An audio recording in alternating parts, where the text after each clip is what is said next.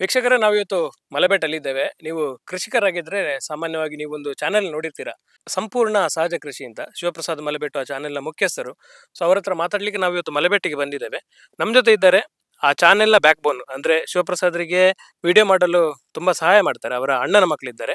ಅವ್ರ ಹತ್ರ ಮಾತಾಡಿ ಅವರ ಒಂದು ಕೃಷಿ ಅನುಭವ ಏನಿದೆ ಅಂತ ತಿಳ್ಕೊಂಡು ಬರೋಣ. ಇಬ್ಬರಿಗೂ ಕೂಡ ನಮಸ್ಕಾರ. ಅವರ ಹೆಸರು ಆರಾಧ್ಯ ಅಂತ, ನಿಮ್ಮ ಹೆಸರು ಆದಿತ್ಯ ಅಂತ.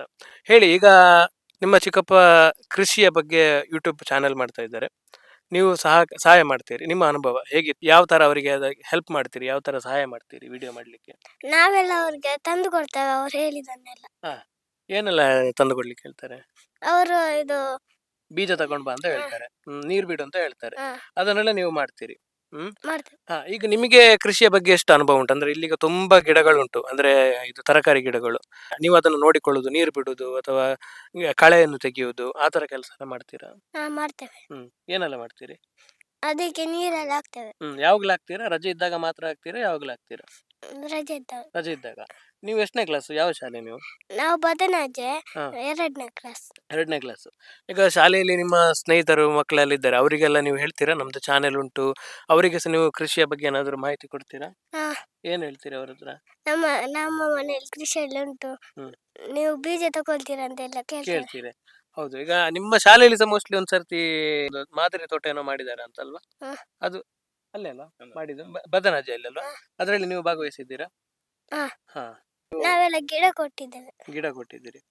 ಈಗ ನಿಮಗೆ ಎಷ್ಟು ಮಾಹಿತಿ ಉಂಟು? ಅಂದ್ರೆ ಈಗ ಒಂದು ಕೃಷಿಯನ್ನು ಮಾಡ್ಬೇಕಾದ್ರೆ ಬಸಳೆ ಕೃಷಿ ಮಾಡುದಾ ಅಥವಾ ಹರಿವೆ ಕೃಷಿ ಮಾಡುದಾ, ಅದ್ರ ಬಗ್ಗೆ ಎಲ್ಲ ನಿಮಗೆ ಮಾಹಿತಿ ಉಂಟಾ?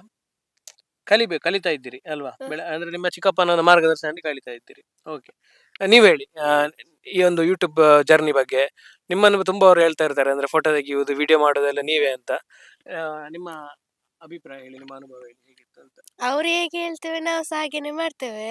ನಾನು ನಾನೇ ಹೇಳ್ತೇನೆ, ನಾನು ವಿಡಿಯೋ ಮಾಡುವಾಗ ಅವರು ಹೇಳ್ತಾರೆ, ಇದು ಮಾಡು, ಹಾಗೆ ಮಾಡಿ, ಹೀಗೆ ಮಾಡು ಅಂತ. ಈಗ ನೀವು ಸಹ ಆಂಕರಿಂಗ್ ಮಾಡ್ಲಿಕ್ಕೆ ಸ್ಟಾರ್ಟ್ ಮಾಡಿದ್ದೀರಿ ಸ್ವಲ್ಪ ಸ್ವಲ್ಪ.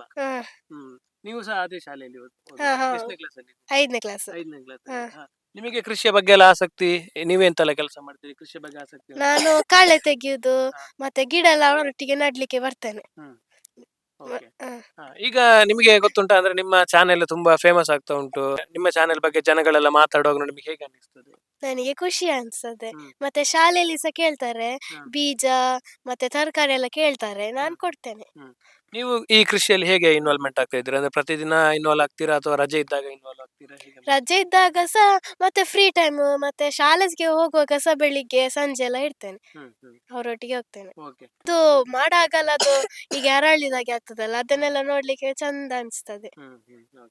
ಇಲ್ಲಿ ಮಂಗದ ಉಪದ್ರ ಅದಕ್ಕೇನಾದ್ರೂ ಎಲ್ಲ ನೀವು ಮಾಡಿದಿರ ನಿಮ್ಮ ಚಿಕ್ಕಪ್ಪನೊಟ್ಟಿಗೆ ಸೇರಿಕೊಂಡು? ಏನ್ ಮಾಡ್ತೀರಿ ನೀವು? ಅದು ಪಟಾಕಿ ಇಡುದು. ಅದು ಪಟಾಕಿಯಾಗ ನೀವು ಕೊಟ್ಟದ್ದು? ಪಟಾಕಿ ತಂದದ್ದು ಅದೆಲ್ಲ ಇಡ್ತೀರಾ ನೀವೆಲ್ಲ ಪಟಾಕಿ ಎಲ್ಲ?